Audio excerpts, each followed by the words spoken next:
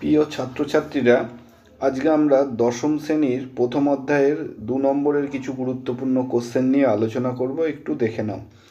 প্রথমে দেখো, সাময়িক পত্র ও সংবাদপত্রের মধ্যে তফাৎ বা পার্থক্য।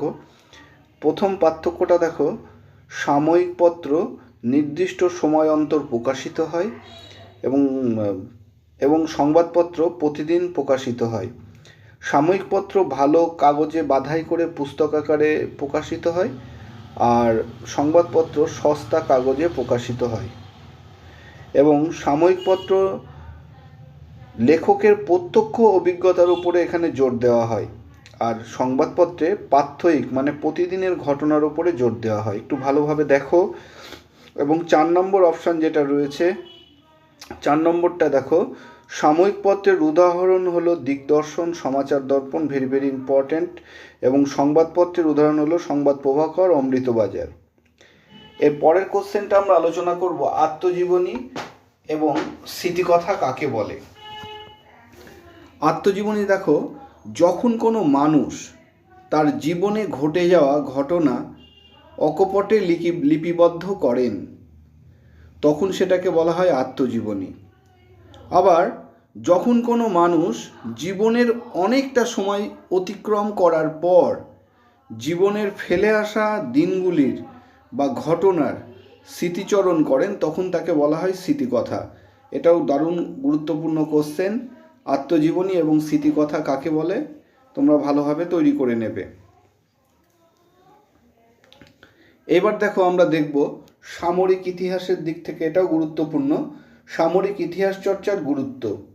এর 1 নম্বর যেটা, যুদ্ধের রণকৌশল সম্পর্কে জানা যায়।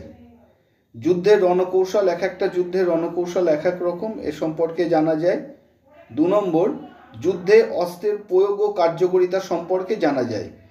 কোন যুদ্ধে কী ধরনের অস্ত্র প্রয়োগ করেছে সেই অস্ত্রের প্রয়োগ এবং কার্যকারিতা সম্পর্কে জানা যায়। এবং 3 নম্বর, যুদ্ধে সেনাবাহিনীর প্রশিক্ষণ সম্পর্কে জানা যায়। যুদ্ধে সেনাবাহিনীর প্রশিক্ষণটা কেমন ছিল সে সম্পর্কেও জানা যায়। এবং নেক্সট যেটা দেখব, 1911 সাল গুরুত্বপূর্ণ কেন। 1905 সালে যখন বঙ্গভঙ্গ হয়েছিল এবং পরবর্তীতে 1911 সালের 12ই ডিসেম্বর বঙ্গভঙ্গ রদ হয়। এবং এই 1911 সালে বঙ্গভঙ্গ রদ হওয়ার আগে যে 1911 সালে ভারতীয় মোহনবাগান ক্লাব আর ইংল্যান্ডের ইস্ট ইয়র্কশায়ার ক্লাবের মধ্যে, যেটা ইংরেজ ছিল, সেই খেলা 2 দলের মধ্যে খেলা হয়, ফুটবল খেলা। ভারতীয় দলের অধিনায়ক ছিলেন শিবদাস ভাদুড়ী, এবং এই নেতৃত্বে ফুটবল খেলায় ভারতীয়রা জয়লাভ করেছিল এবং আইএফএ শিল্ড বা আইএফএ কাপে জয়লাভ করেছিল 1911 সালে। অনেকে মনে করেন যে এই জয়লাভ জাতীয়তাবাদের জাগরণে অনুঘটকের কাজ করে। ভেরি ভেরি ইম্পর্টেন্ট, দেখে রাখবে। এবার আমরা আলোচনা করব সংবাদপত্রের গুরুত্ব। 1 নম্বর, সমকালীন সময়ের ইতিহাস রচনায় বহু তথ্যের যোগান দেয়।